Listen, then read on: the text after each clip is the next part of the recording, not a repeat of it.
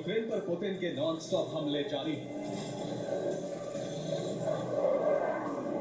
Ukraine का शहर शहर धधक रहा। ट्रंप की युद्ध विराम की सारी कोशिशें नाकाम हो चुकी हैं। पुतिन ने ट्रंप के साथ 2 बार खिलवाड़ किया। अब युद्ध विराम के बजाय युद्ध विस्तार शुरू हो चुका है, क्योंकि रूस के राष्ट्रपति व्लादिमीर पुतिन ने यूरोप के साथ हाइब्रिड वॉर तेज कर दी। अब ब्रसेल्स के जावेंटिन एयरपोर्ट पर संदिग्ध ड्रोन देखे गए। खतरे को देखते हुए ब्रसेल्स का एयर स्पेस उड़ानों के लिए बंद करना पड़ा।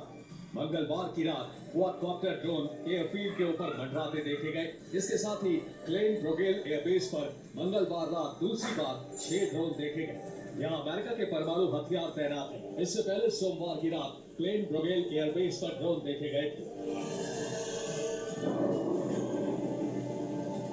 यूरोप का मानना है कि इन ड्रोन गतिविधियों के पीछे रूस की शैडो फ्लीट है। अभी तक कोई भी देश ये पता नहीं लगा पाया है कि ये संदिग्ध ड्रोन कहां से आते हैं। अब तक Latvia, Lithuania, Estonia, Poland, Spain, Belgium, France, Germany, Denmark और रोमानिया में संदिग्ध ड्रोन देखे जा चुके हैं और यूरोप का दावा है कि ये सभी रूसी साजिश है।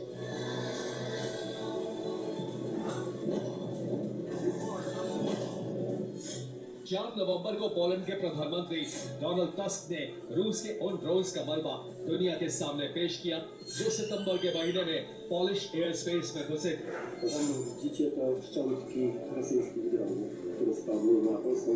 रूस लगातार नेटो की सुरक्षात्मक तैयारियों की टोह ले रहा और सुरक्षा उपायों को परख रहा है। यूक्रेन पर हमले और लगातार यूरोपीय देशों में हवाई घुसपैठ के बाद अमेरिका ने सख्त रुख अपना लिया है।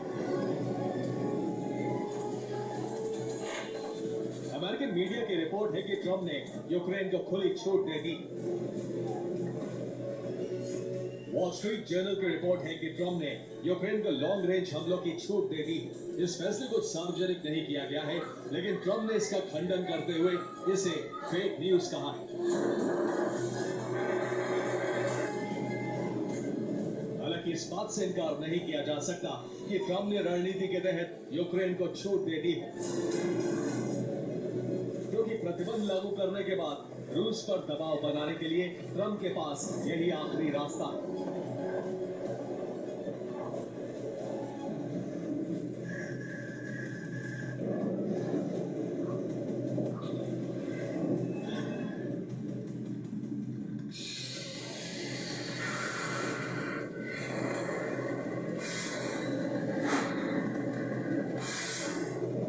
इससे पहले जब ट्रंप ने यूक्रेन को टॉमाहॉक देने का आधिकारिक ऐलान किया था, तो रूस ने एटमी हथियारों का परीक्षण शुरू कर दिया था। संभव है कि अमेरिका चुपचाप यूक्रेन को लॉन्ग रेंज हमलों की छूट दे दे और इसके लिए हथियारों का जिम्मा यूरोप को दे दे।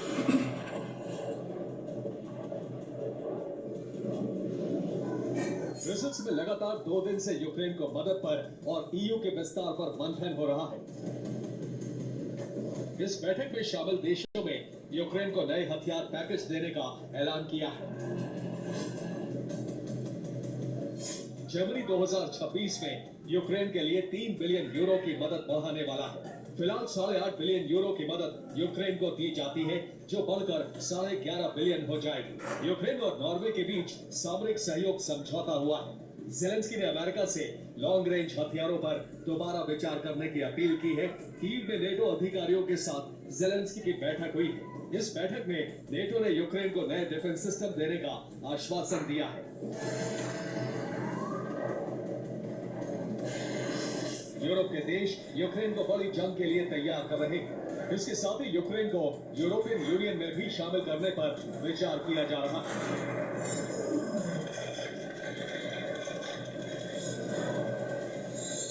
ईयू के विदेश मंत्री काया कल्लास ने कहा है कि भविष्य में यूक्रेन, अल्बानिया, मोल्दोवा और मॉन्टेनीग्रो को ईयू में शामिल किया जाएगा।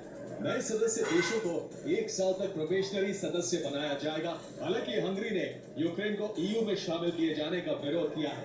हंगरी के विदेश मंत्रालय ने कहा है कि वो इस फैसले पर वीटो का इस्तेमाल करेगा। रूस भी इस प्लान पर भड़का हुआ है। रूस ने कहा है कि यूरोप युद्ध भड़काने वाले कदम उठा रहा है।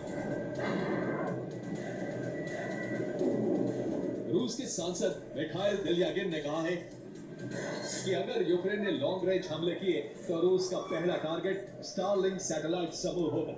रूस स्टारलिंक की कक्षा में कई टन कचरा छोड़ देगा, जिससे पूरा सिस्टम तबाह हो जाएगा। स्टारलिंक यूक्रेन सहित कई यूरोपीय देशों को सामरिक मदद देता है।